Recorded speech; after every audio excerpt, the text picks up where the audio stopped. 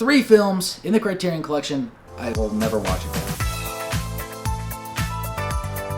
Here on this channel, I'm a pretty big Criterion Collection fan. I only want the ones in my collection that I ultimately love or see myself revisiting. I have sold quite a few films from my Criterion Collection. They just didn't jive well with me. There was something maybe I didn't get, or in the case of these few films, they left a bad taste in my mouth. So, I do want to make it clear, I think there's some other films that commonly people talk about as being really hard to watch in the Criterion Collection that I have not seen, like this one or this one.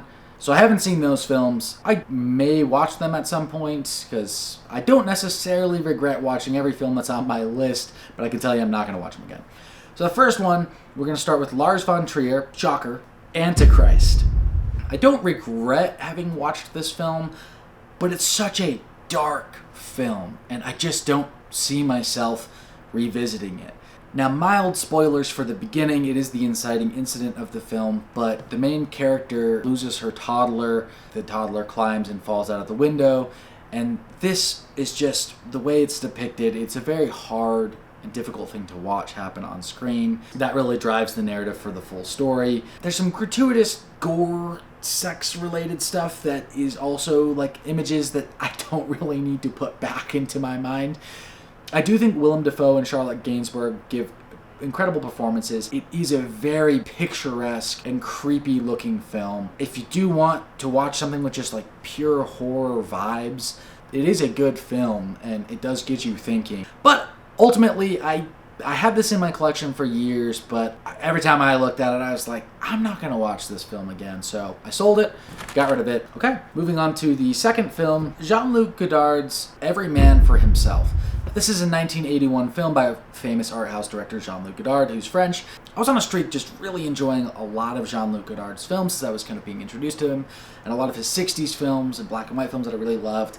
Then I picked up Every Man for Himself, and not only do I think that maybe I just didn't understand the film and what it was going for, there was just some stuff in there that just left kind of a icky feeling that I didn't really care for. It didn't feel like the film's morals were like in the right place, but I sold this to a brick and mortar shop that I bought it from called Graywell here in Salt Lake City. Yeah, it just wasn't a film that I could see myself going back to, and kind of stunted my desire to continue watching Jean-Luc Godard films. I'll get back to it. I've watched about 5 of his films, and I really enjoyed his stuff and work through the 60s, but this, yeah, just left a bad taste in my mouth. And if you guys have some different opinions on that film and want to give some insight in the comments, let me know, but I don't think I understood the film, and I didn't really like some of the stuff depicted in it personally. Before I get to number 3, and probably the most popular and current film in the Criterion Collection that I'm not a fan of, I do want to throw an honorable mention out, Danny Boyle's Trainspotting. And the reason it's in the honorable mention category is because I'm undecided, but at one point in my life, I never wanted to watch it again. It follows a bunch of heroin addicts and their misadventures. This is also a fairly recent Criterion Collection release, but I watched this film when maybe I was like 19 or 20. I really enjoyed so much about this film, but here's a spoiler for something that happens around the middle of the film.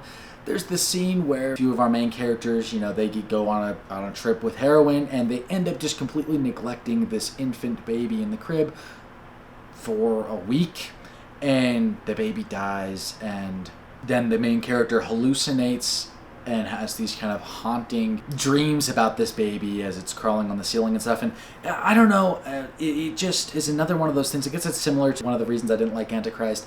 It's so hard for me to see that kind of stuff. The movie's not depicting that in any sort of positive light. But it was just a tough one for me. It stuck with me for so long, and I remember thinking, like, God, I just don't want to watch this movie again. It's hard to, like, empathize with characters after they've, like, allowed something like that to happen. The rest of the film was very engaging and very well done, and I think is good. I am curious to see the sequel that came out recently, but yeah, ultimately, I didn't really want to see that scene again, so whatever. Now, to the number 1 film in the Criterion Collection that I will never watch again. This is not one that I purchased or owned and sold.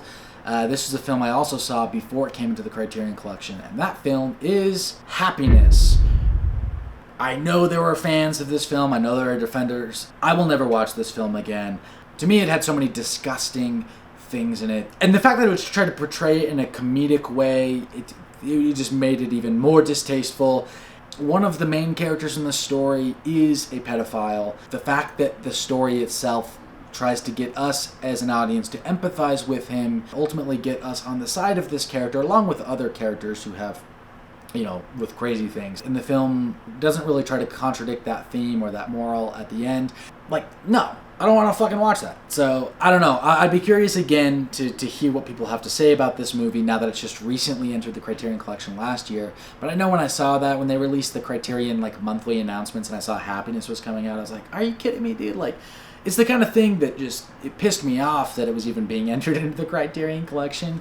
So, but naturally, anything that comes into the Criterion Collection is worth a second glance, and there's usually a reason behind it. And so, again, it could be one of those films I saw and just didn't understand. Well, clearly I didn't understand. I don't understand still why, like, this would be in there. But I can't really get behind the characters' actions or decisions in this film, so it's hard to want to ever consider watching a film like that ever again, let alone seeing it on shelves and like Barnes and Noble. Is just one of those things where it's like, man, this movie fucking fuck this movie, you know. I guess I'm not the audience for it. So there is an audience for it, and I'm open to hearing what people's like reasoning for liking the film is. But yeah, not a fan of it personally. So alright, well, that rounds out the video for today. So if you like more Criterion stuff, I do love Criterion Collection. There's a lot of great films in the Criterion Collection, so don't let a few bad ones deter you from continuing on collecting them or being a fan of a lot of the films. Usually you can blind buy a Criterion Collection film and have a good experience with it. There's merit or value to them and something worth studying or enjoying. So thanks for watching the video, and we're going to catch you guys on the next one.